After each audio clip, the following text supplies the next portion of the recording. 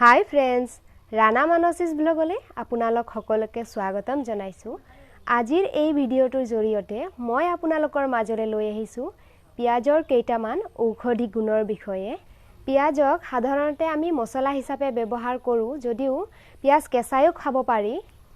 আমিষ খাদ্যৰ তালিকাত পিয়াজ সকলোৰে কাৰণে এক অবিচ্ছেদ্য উপাদান, কিন্তু পিয়াজৰ কিছুমান এনেকুৱা ঔষধি গুণ আছে।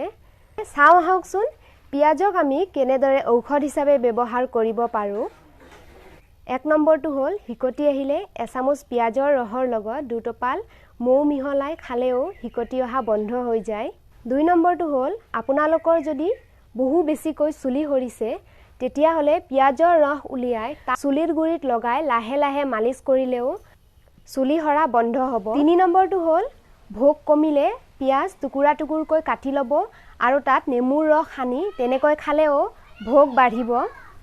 চাৰি নম্বৰটো হ'ল আপোনালোকৰ যদি ভৰিৰ গৰুহা ফাটিছে, তেতিয়াহ'লে আপোনালোকে ভৰিৰ গৰুহাত পিয়াজৰ ৰস সদায় যদি লগাব পাৰে, তেতিয়াও ভৰিৰ গৰুহা ফটা নাইকিয়া হয়।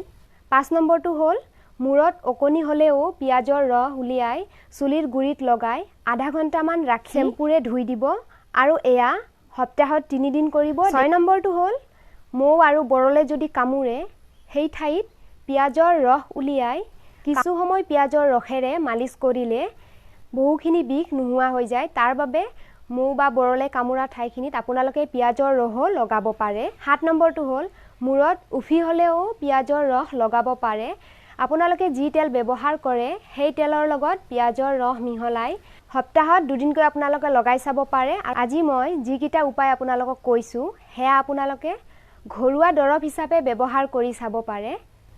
ভিডিঅ'টো চাই যদি ভাল পালে লাইক, কমেণ্ট আৰু শ্বেয়াৰ কৰিব। লগতে মোৰ চেনেলটো ছাবস্ক্ৰাইব কৰিবলৈ নাপাহৰিব।